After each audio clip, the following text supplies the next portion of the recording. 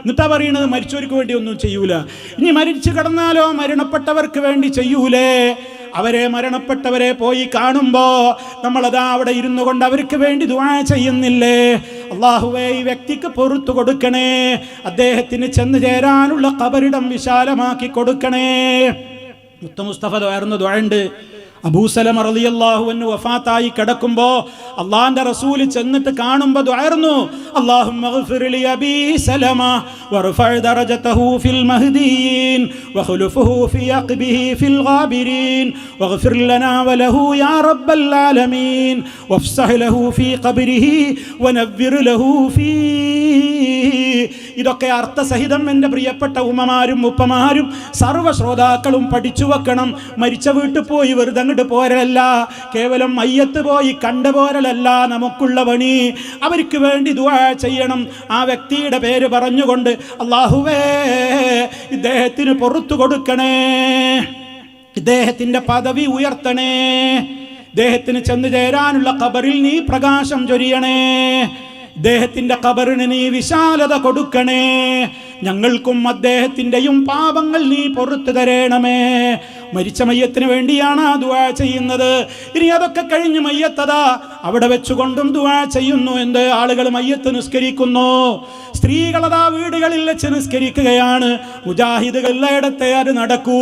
അല്ലാത്തവർക്ക് ഇപ്പൊ കേരള യാത്ര നടത്തുന്ന കാന്തപുരം ടീമില്ലേ, ആ കാന്തപുരം മുസ്ലിയാർ പറയുന്നത് എന്താണ്? ഇപ്പണ്ട് ചില ആൾക്കാർ ഒരു നിസ്കാരം തുടങ്ങിയിട്ട് പെണ്ണുങ്ങൾ മയ്യത്ത് നിസ്കരിക്കുകയാണത്രേ, മണ്ണാങ്കട്ടയിലെ നിസ്കാരമാണത് എന്ന് പറഞ്ഞ ആളാണ് അയാള്.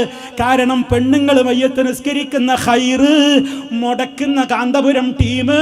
പ്രിയപ്പെട്ട ശ്രോതാക്കളെ, എൻ്റെ പ്രിയപ്പെട്ട നാട്ടുകാരെ, നിങ്ങൾ ഗൗരവത്തോടെ മനസ്സിലാക്കണം.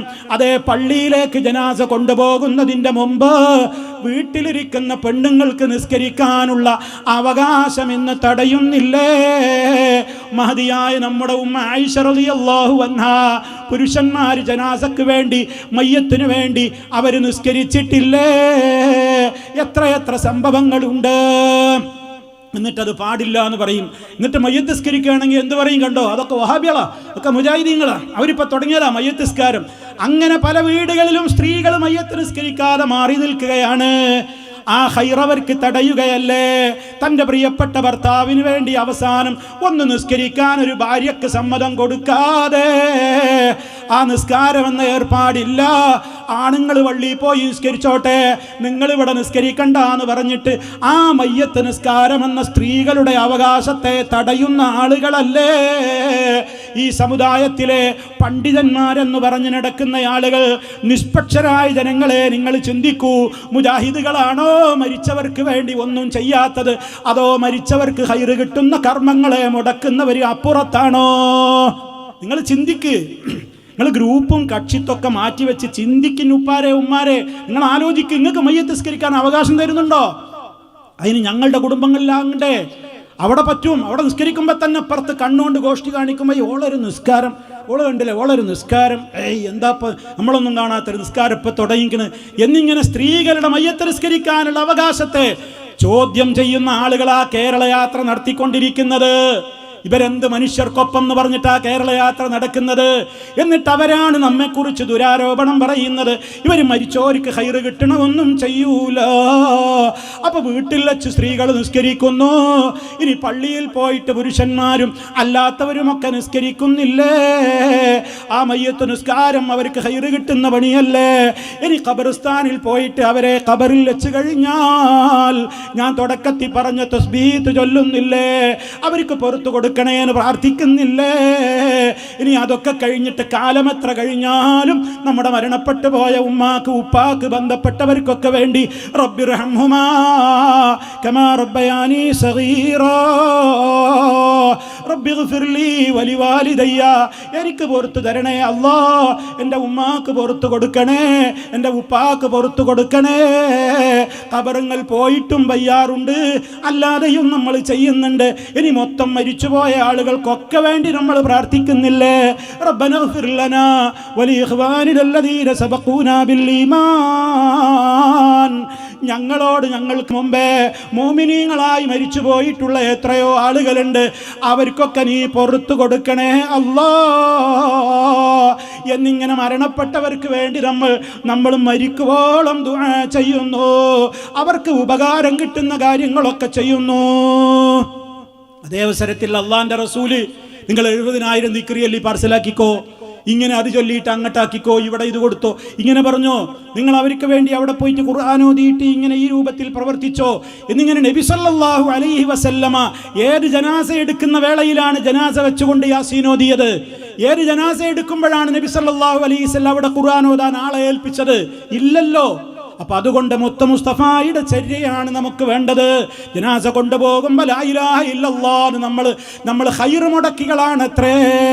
ഇമാം നവവി റഹ്മത്തുള്ളാഹി അലൈഹി പോലും പറഞ്ഞതെന്താണ്?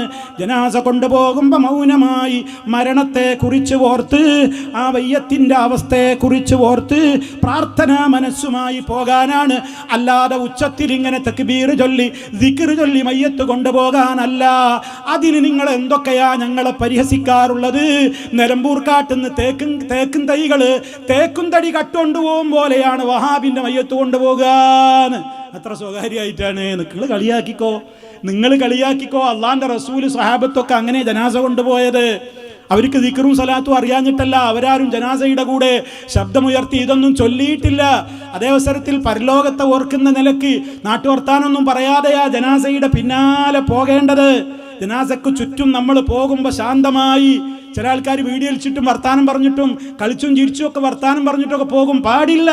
ജനാസയുടെ പിന്നാലെ ശാന്തമായി ഒന്നും മിണ്ടാതെ മൗനം പാലിച്ച് ആ കട്ടിലേറി പോകുന്ന വ്യക്തിയെ പോലെ ഞാനും പോകേണ്ടവനാണ്, ആ വ്യക്തി കിടക്കാൻ പോകുന്ന മണ്ണറക്കാട്ടിലേക്ക് ഞാനും പോകേണ്ടവനാണെന്ന പരലോക മരണബോധത്തെ ഉദ്ദീപിപ്പിക്കുന്ന ചിന്തയുള്ള മനസ്സോടെയാണ് ജനാസയുടെ പിറകെ പോകേണ്ടത്.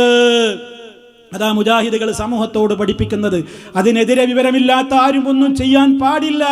മറ്റു വർത്തമാനങ്ങളും കണ്ടാൽ വിശേഷം ചോദിച്ചിട്ട് നാട്ടുവർത്താനം പറഞ്ഞ് ചിരിക്കേണ്ട സ്ഥലമല്ല മരണവീട്. ജനാസ കൊണ്ടുപോകുമ്പോഴും ഒരു യാത്ര കഴിഞ്ഞിട്ട് എത്രയോ കാലമായിട്ട് ഒരാളെ കാണുകയാണെങ്കിൽ പോലും നിങ്ങൾ അയാളോട് കുശലം പറയാൻ ആ സമയം ഉപയോഗപ്പെടുത്തരുത്. നമ്മുടെ മുൻഗാമികൾ അത് ചെയ്തിട്ടില്ല. നാട്ടുവർത്താനവും വിശേഷങ്ങളും ഒക്കെ നിങ്ങൾ പിന്നെ ചോദിച്ചറിഞ്ഞോ. മരിച്ച വീട്ടിൽ അത് പറയണ്ട, ജനാസയുടെ പിന്നാലെ പോകുമ്പോഴും അത് പറയണ്ട, ഖബർസ്ഥാനിൽ മയ്യത്ത് ഖബറടക്കുന്ന നേരത്തും ആ വർത്താനം പറയണ്ട. ആ വ്യക്തിക്ക് വേണ്ടി പ്രാർത്ഥിക്കുക. ഞാനും ഇതേപോലെ വന്നു കിടക്കേണ്ടവനാണെന്ന ബോധമുണ്ടാകുന്ന ചിന്തയോടെ ജനാസയെ അനുഗമിക്കുക. ജബൽ ഉഹദ് പോലെ 2 ഖിറാത്ത് പ്രതിഫലമാണ് ഇതിൻ്റെയൊക്കെ ജനാസയുടെ പിന്നാലെ പോയി ഇത്തരം പ്രവർത്തനങ്ങളൊക്കെ ചെയ്യുന്നവർക്കെന്ന മുത്ത മുസ്തഫ സല്ലല്ലാഹു അലൈഹി വസല്ലം പഠിപ്പിക്കുകയാണ്. ഈ നന്മകളൊക്കെ ചെയ്യുന്ന മുജാഹിദുകളെ നോക്കിയിട്ടാ നിങ്ങൾ സാധാരണ ജനങ്ങളെ തെറ്റിദ്ധരിപ്പിക്കുന്നത്. അവരെ പള്ളിക്ക് പോകരുതേ, അവരെ പള്ളിക്ക് നിസ്കരിക്കാൻ പോകരുതേ, കാരണം മരിച്ചാൽ പിന്നെ ഒന്നും ചെയ്യാൻ പാടില്ലോ എന്ന് പറയുന്നവരാണ്. ഇവരൊക്കെ വാപ്പാനിയും മാനിയും ജനാസ അടക്കിയാൽ കയ്യുമായ മണ്ണും തട്ടിയിട്ട് തിരിഞ്ഞു പോരും, എൻ്റെ ഉമ്മാക്കൊന്ന് പുറത്തു കൊടുക്കണേ എന്ന് പോലും പറയൂല എന്ന പച്ചക്കള്ളം ഞങ്ങളെ സംബന്ധിച്ച് പാവപ്പെട്ട ഉമ്മമാരോട് ഉപ്പമാരോട് പറഞ്ഞു പരത്തിക്കൊണ്ടിരിക്കുന്ന മുസ്ലിയാർ കൂട്ടങ്ങളോടാണ് ഞങ്ങൾക്ക് പറയാനുള്ളത്. സാധാരണ ജനങ്ങൾ പാവപ്പെട്ടവരാണ്, അവരിതൊന്നും ഒരു പക്ഷെ കേൾക്കുന്നില്ല. പക്ഷെ ഇന്നവർ കേൾക്കും, ഇനി അവർ കേൾക്കാതിരിക്കാനാവില്ല. ഇത് സോഷ്യൽ മീഡിയയുടെ യുഗമാണ്.